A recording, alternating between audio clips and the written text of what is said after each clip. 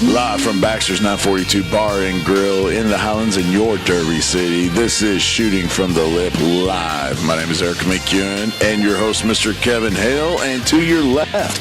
My left. Your left. You're right. My right. Mr. Zach Longoria. How you doing, buddy? I'm good. You're doing all right. Good. Rocking the Penguins hat. Yeah. Big win the other day. Go Pens. Yeah.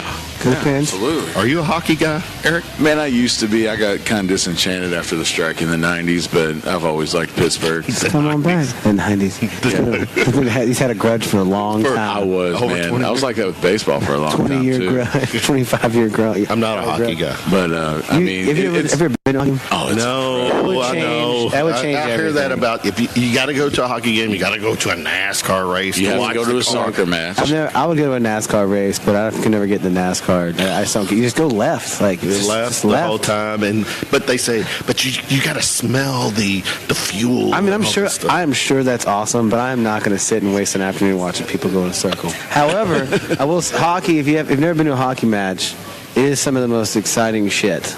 Really? Like, it is just the game is so fast paced and it's super fun. It's great. And it's great when Pittsburgh beats Philly. Yeah, and they fight. Like, fighting is a part of the game. Like, it's an understood faction. Unwritten rule that they can just... Well, what's fun about fighting in hockey, too, is that, like, it's not really something that happens out of anger. It's something that happens out of, like, it's like a chess piece move. Somebody on your team who's, like, just trying to get into your head, he picks a fight with your best player, they duke it out, and it's like that's a part of the game. So that's pretty cool. I enjoy hockey. I've liked hockey since I was a little kid. Fun fact, I used to live in Idaho, just like 20 minutes south of Boise, and I used to play ice hockey. That's what got me in hockey when I was a kid. Boise. Look who just joined us, too, on the table. To my right, Mr. Chase Skinner. How you doing, Chase? Turn your mic on. Is this thing on?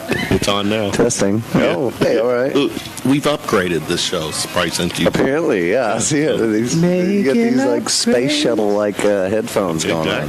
These are nice. So, What's up, Zach? Look at the boys. I saw Zach in the bathroom. We did. We caught up on. That's what current events. We caught up on life. Over him peeing and me washing my braces out. So, it was real sexy. I hugged him with my left hand and hugged myself with my right. All right, this is this segment before, and we're gonna have somebody snorting. Yeah, he just did that. He does that at shows too. We said they're singing "I'll Be Mid-Song" there here. Yeah, I wasn't part of those. That's not in the lyrics. Erik is a snorter. Oh, go figure. Yeah. Well, it's fitting. Things I never knew. All right. So this segment, we're going to work Chase into it, but for the next few minutes or so, we get to talk some national trending news topics. And my man Zach Longoria, who is on top of it. He's, besides being a fucking amazing musician, he is very into the whole news scene, the political scene, locally, nationally. He's got some good takes, and you get a bad rap. I don't know, bad rap. People say when we have Zach Longoria on the show, oh, you got that far left guy on the show. And we don't know what they're talking about. Yeah, I mean, and you gotta be really good to be a dick, you know. You do it. He's allowed to be a dick. But you back it up, Zach. I'm not talking out of my ass. Yeah, and you're not that far left. No, actually, I think you're probably closer to the middle than people give you credit for. Yeah, it's like one of those things where if you're a moderate to somebody in the right in today's politics, you're just a far left person. Mm-hmm. And if you're a moderate in the left, then they think you're a Republican. And, like, it's really not. I mean, socially, I'm about as liberal as I get. And fiscally, it's a case-by-case basis for me. And then, like, my policies on anything else, it's just about what are the facts of the situation, and I kind of act accordingly. I don't really necessarily move with what my party thinks. It's not a sports team to me. But the Constitution gives us that ability to be able to have our own opinions on anything. We don't have to go left or right. Sure. On anything. We can do it case by case like you do. Yeah, everything should be on a case by case basis, and I generally take every situation and try to understand it, find out what the facts are, and then kind of discern from there and figure out what my stance on it is. And generally, if we're ever talking about a situation, like we had to talk on guns, and I think initially I was like surrounded with all these Republicans, and they probably thought they're like, oh, here we go. Zach Longoria's here. It's about to be some anti-gun whatever. And then lo and behold, they're surprised to find out that actually I have a very reasonable, well thought out opinion about this. That was a great show. And that's not far taking left. my guns away. Yeah, I don't want your damn guns. I got guns my own self. I like shooting them. They're fun. Right. So I don't got a problem with it. All right, let's talk some news. One of the hot topics today. Today's Tuesday. Sunday night, Stormy Daniels, the Storm. 60 minutes. Highest rate is 60 minutes. Woo! With my man, Anderson Cooper, the Silver Fox. But what did you think of the interview? Was I like, oh my God, I cannot believe this. No, I didn't have any of those emotions. I found it to be, I couldn't stop watching it. I laughed a few times. It was entertaining. But it was entertaining for sure, but like none of that shit's surprising to me. Like it's not something that like, for me, is like a deal breaker. I feel like that aspect of Trump is something that like we all knew, and if you didn't know, you had kind of an idea, and now that it's coming to light, it's like, how does this affect the White House and what in day-to-day operation of the federal government? Short answer? Yeah. It doesn't. Agree. Like, at this point, with all the other things. Like he's typing now. All the other things that have been going on that are actually like, him using his personal businesses to have state dinners or whatever else, like things that violate what you're supposed to, your office, like what you're supposed to do. You're not supposed to benefit personally off the office, period. Like those things are like, those should be more egregious. The fact that Trump bangs porn stars, like anybody else, you'd be like, my God, clutch your pearls. But with Trump, it's like, no, that's the guy. Be honest. Yeah. Let's be honest. If this was Obama, oh my God, I'm talking torches in the street. You think Charles? I hate to say this, but I'm going to say the L word. It's lynching would be the word. It would be no. Whoa! Could you imagine? No. Could you imagine if Donald Trump was accused of working with Russia to sway an election? And I mean, they already thought we were going to be in FEMA camps by now. Could you imagine, like, the idea of the global takeover that we would be like? I mean, no, of course not. I mean, but I've never seen anything like it. It's totally unique. So you think it would have been totally different if Barack Obama had made decisions? If Barack Obama, what would make you think that? Just the general outrage that comes from the right as a whole, like over when Obama was. But think about the things they were outraged. He wore a tan suit one time, and they talked about that for 24 hours on Fox News because they couldn't really talk about anything else. When he wanted to have. When have you ever had a president that there hadn't been an outrage over in the last 40 years? Name one. On either side. Either side. Bill Clinton, who was one of the best, economically was one of the best presidents you've ever had in your life. His scandal was a legit one. He got a blowjob in the White House. Like, duh, that's going to be how are you going to judge a guy on that? In the business we're in, baby. How are you going to judge a guy on that, dude? I never said that wasn't a scandal. I mean, that was a legit scandal. You and I should run for president. I don't know about that. Here's what's funny. With Monica, there was the blue dress. Someone asked, actually, they asked Stormy, is there, someone snorted again, is there a dress? They asked Stormy, do you have a dress? Like the Monica had. Seriously, Anderson Cooper. Hold on, though. Anderson didn't ask you. Somebody else asked. To his point, the thing that makes the Trump, first of all, this is unprecedented. Like, no president from the left or right, this is completely unique to only itself. Like, this isn't a conservative thing. Like, this has never been seen by anyone on either side. So let's just put it in its own category. Once you put it in that category and you just look at all the shit, like what makes this the crazy to me is that he does it to himself. Like if I was in charge of PR in the White House, I would want to raise every month because my job is made hard by things that come out of his mouth, and he puts himself in those situations. And like that's what's so unique to me is that like he should just don't say anything. They told him not to congratulate Putin as well. He was told that. And he still does. It's like remove yourself from either political party. You're just like, don't you know there's a whole thing over here about Russia? Come on, man, I got to go out there. I got to talk to these people. What are you doing? Can I say? I feel like no matter what though, any president would ever say, there's going to be 100. There'll be millions of people the other half or the middle half or whatever, somebody's always going to disagree with it. True. So how could that? How could you? How could you always? But You like know what I I mean? said, Somebody's always going to disagree with that. It's always going to be picked apart. I guess what I'm saying is that, and like I said, unprecedented, is that he makes it real easy to do. He's very flamboyant about it. Yeah, He makes it super easy. Okay, which I think is kind of gangster. It's almost low hanging fruit. I mean, it's not hard. Oh yeah. Well, today, if we talk about like what's actually like his 2019 budget, eliminating the CRS, which 2.3 trillion. Just said budget, by the way. I just want to. Is that right? 2.3 trillion dollars. So in eliminating. I'm cutting his mic. But eliminating money to civil rights. Right.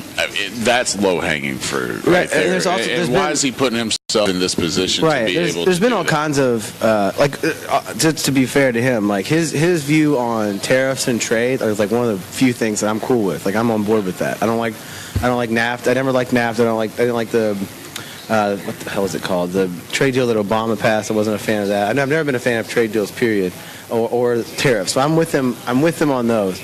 But the things that he loses me on, and things that like they're just dickhead moves, is moves with like wanting to cut the program and wanting to get rid of regulations that don't allow coal companies to dump shit in waterways. Like that's just stuff to me that's like, why? Like. Yeah. Why is that? That face, too. Yeah, like that's my daily face. It's like, but why? It's just like, all right, he or someone said, "What did Obama pass?" Well, then we're just going to. a lot. Well, no. My point is Not that in the last 4 years. Then he's like, "Well, let's unpass it." It's almost to that effect. It's almost like a principle of just like, well, who did it? Who passed it? Who? Yeah, we'll get rid of that one. So did you even read what that was doing or what that was? And that's to be expected. That happens a lot, but it's just some of the things that he's passed. Like, I'm concerned about his actual legislative achievements and what he's actually doing legislatively. That's what matters to me, because that's really like all the other stuff is just like that's fodder for people to debate about. But what he's actually doing as president, he only has one legislative achievement in the first year. A lot of other things were just executive orders and some deregulation stuff, which like on a broad level hasn't had any impact. You can't really measure that yet because it takes time to implement and you have to see the numbers or whatever. Which I'm not saying that he won't have good numbers 3 years from now. It's pretty much the only one thing he has to be positive about is the economy. But to an average person, you're like, oh, economy's great. But the economy didn't just get great day one he took office. It was already trending that way. It was already working. All those things were already implemented to help the economy. Military. What about the military? Military spending, all those things. But all that stuff was already in motion. And when it comes to speaking of military, correct me if I'm wrong, he's got the okay to do this parade. Oh, for fuck's sake. The number I'm hearing is $30 million. We have a state, Puerto Rico, who still has people without power, or still suffering. And we got our president who wants to do this thing. Clearly, it's an ego thing. It's just ironic because they spent the last 8 years of Obama's presidency, Iran, and literally the Tea Party was bred in the second or third year of Obama's presidency on fiscal responsibility, getting down the deficit, liberals overspend, yada, yada, yada. And since Trump is coming to office, he's basically, now they're just spending just like the Democrats did. It may be even more, especially when you factor in the tax plan. I agree on the spending part, but what about raising the awareness of it? Me coming from a military family, I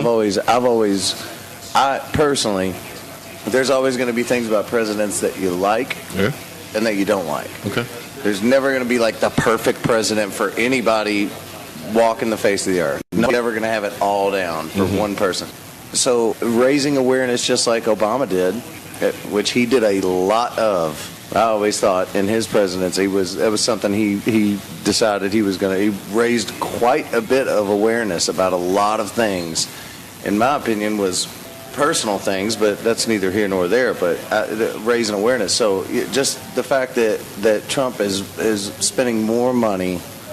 I'm not saying that that's a good idea, but what I mean is, as far when it comes to military, when I pay taxes, the things that it pays for. I still see veterans and people that have fought in wars who aren't taken care of. That's kind of the care point. Of, that's and the that's point. insane. Yeah. I don't understand that. This is why we're anti. That's part of my. And I'm still paying taxes, and there are still holes in the roads that I'm driving on that are deep enough to pop a tire, and I got to pay taxes on the tire that I got to buy. Right. You know what I'm saying? So to me, when it comes to military, I don't.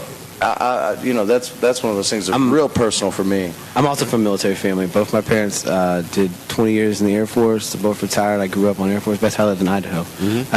My grandpa fought in Vietnam, did 2 tours there. He retired at Fort Knox, and that's how our Mexican asses live here now. Yeah. So Zach Longoria, y'all. Military is a big deal to me. And my mom, it's so funny because my dad's a Trump supporter, but I think it's just, no offense, Dad, because my dad he's just got into politics, and he came on this election. He's like, yeah, Trump says motherfucker. I like that guy. You know what I mean? So that's fine. And then my mom, on the other hand, she was a conservative when Obama. She didn't like Obama when he first came in, and then I guess she moved to Colorado, started smoking weed, and now she's cool with him. And now she's a liberal. But it's really funny.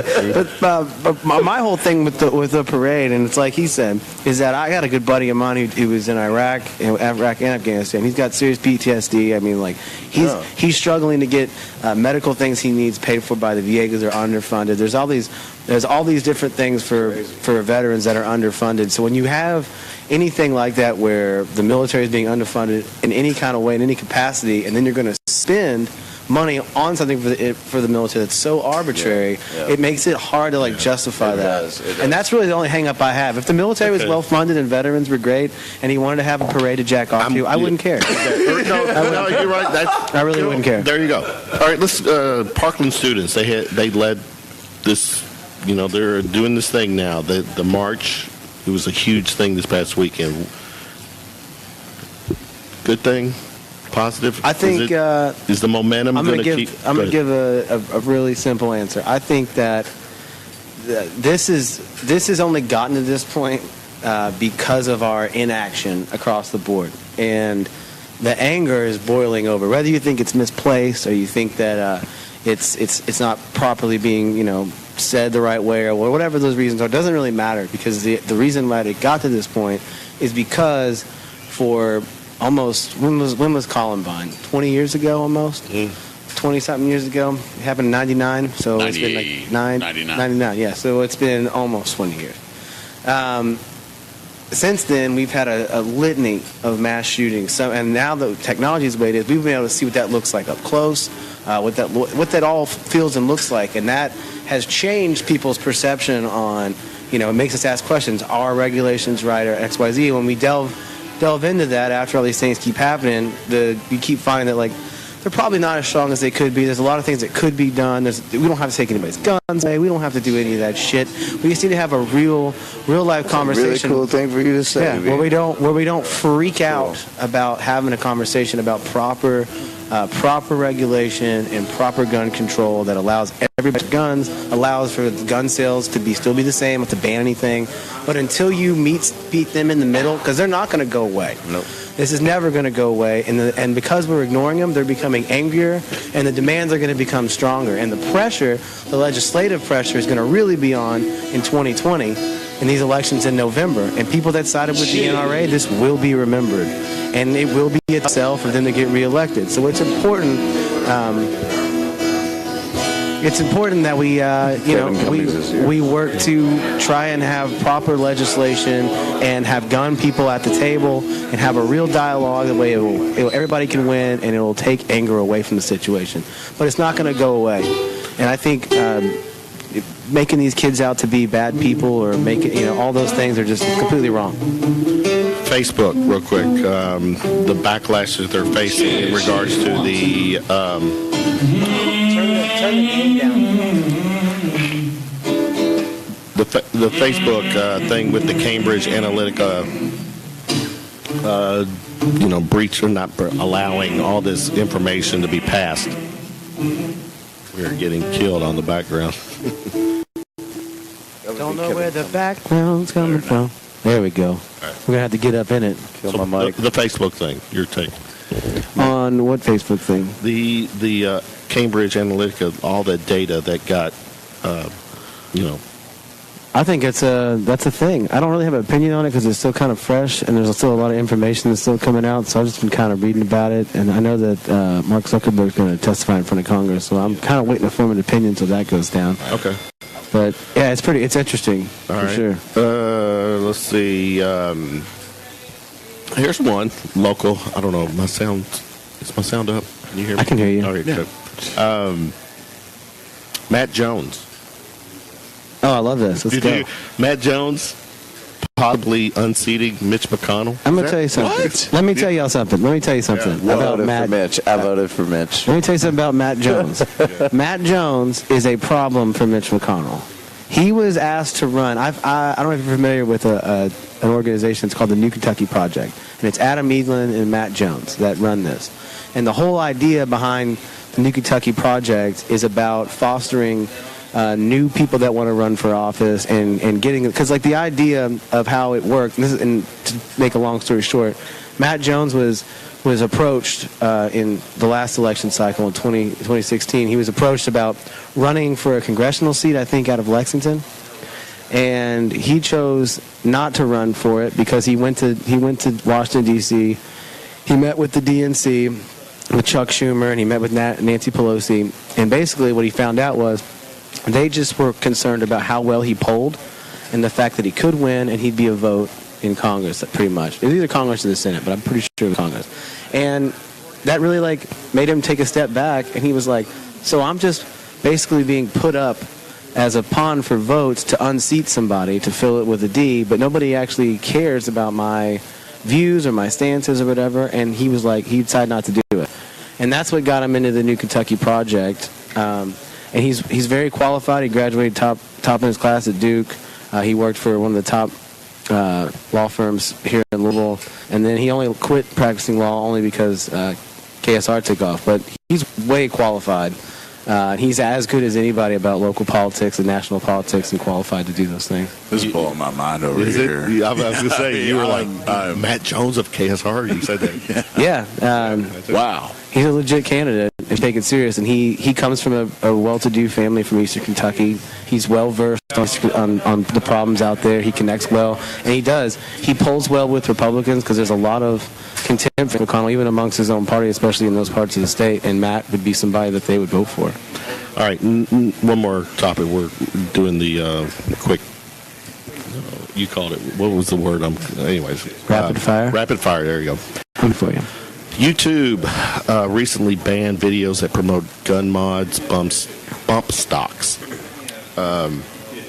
Now, there is this story that the gun people are going to potentially use Pornhub as a media for their... That's what Wheeler Walker Jr. did. No, this is not one of these crazy Inquirer type, but when it comes to how the gun people want to continue to push their agenda, Pornhub, really?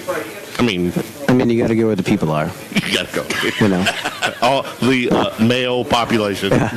I'm pretty sure that a lot of NRA members are subscribers to all the porn sites. What does that mean? The gun people pushing their agenda? That's a constitutional right. Well, I think it's not really an agenda. That's probably the wrong word. It's just like when somebody says there's an agenda here on this end. I think the issue is not with, you talk to any gun person and put them in a situation like this, when you start breaking it down, you find out that a lot of stuff you agree on. Yeah. But with the biggest problem for me with the NRA is about that they are a money-making... of course. They foster money-making for gun manufacturers and gun sales at the expense of kids and people that die, and they use fear-mongering techniques to push narratives to these people to make it seem like anything that comes that's about regulation or whatever is only the beginning of the end of your gun rights. And I think that's a very scary, unhelpful thing. But I'll tell you this, I'm not a gun owner. I come from a family full of gun owners. Lots of guns. I don't like guns. They freak me out. I don't know why. I don't know if maybe that's just because of the way I grew up around them. So you would think I would be comfortable around them. Right. But at the same time, I don't have an agenda to take away anybody's right to have a gun. You know what I mean? I don't think that's like I said. That's a constitutional right. Right. So I don't know. I've said this numerous times. The Second Amendment does not guarantee that you have the right to any gun you want, anytime you want it, unregulated and without laws. That is not what that means. It does mean that you have the absolute inherent right to own and bear arms. That is true. It was so if the government were to come after. Somehow, we managed to now broaden its meaning to encompass a lot of different things that aren't that. And the biggest issue with the NRA, and like, don't get me wrong, like people on the left that say stuff like we should ban all weapons, that's such a small minority of thought on that, and because a lot of liberals own guns. It's a very small minority, and that's not even a real position to even begin a conversation about reform. Like, you can't come from that place. In your opinion, though, do you think that the bill, that right is antiquated as it was written? No. How could it be? Okay. How could it be antiquated as it was written? Because I've been hearing that.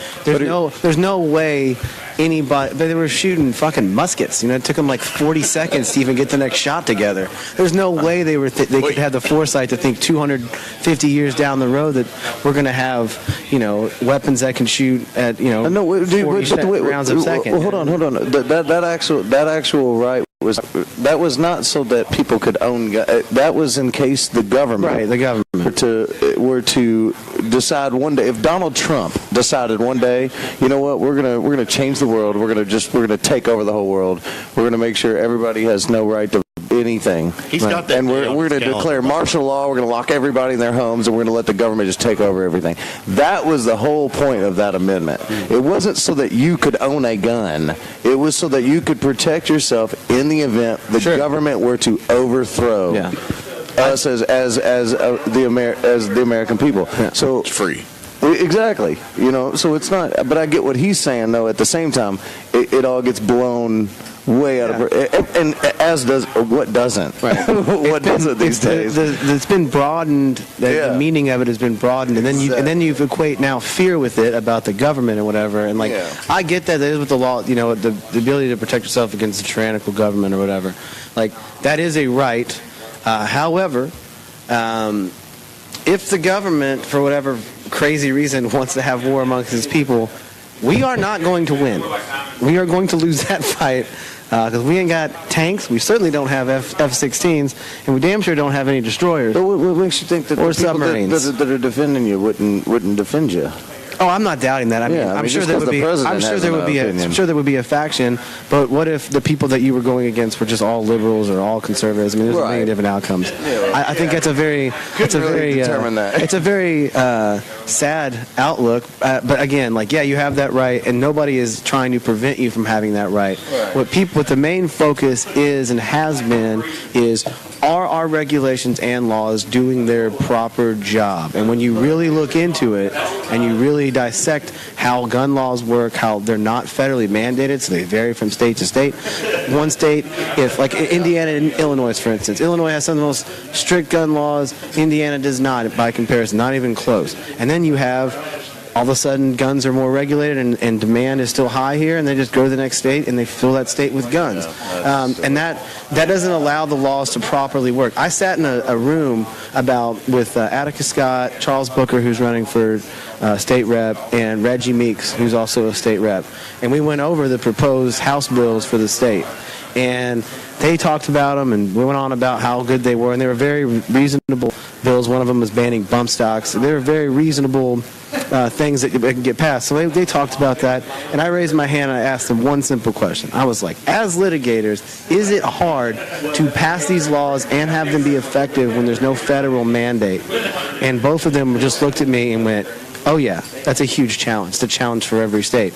And that should be better. That is not a good plan that you have different laws that vary from state to state. States aren't required to tell other states if they've changed their gun laws. So there's always workarounds no matter what. So that's why they're ineffective and seem arbitrary. And I think if we fix those things and start there, people would probably stop marching in the streets. I thought Zach was making records. I didn't know he was. I was like, what do you got time? How do you have time for it to be this smart, dude? I'm freaking out about that. Well, Zach, thank you so much for breathing life into all these takes and what's going on right now. Definitely, you know what you're talking about. We appreciate it. Chase, you going to stick around for a little bit? If we found that a well, we don't, but that's why it makes for good radio. It makes for good radio. We're going to take a really short break. This is Shooting from the Lip Live. We will be back momentarily. Thank you. Thank you.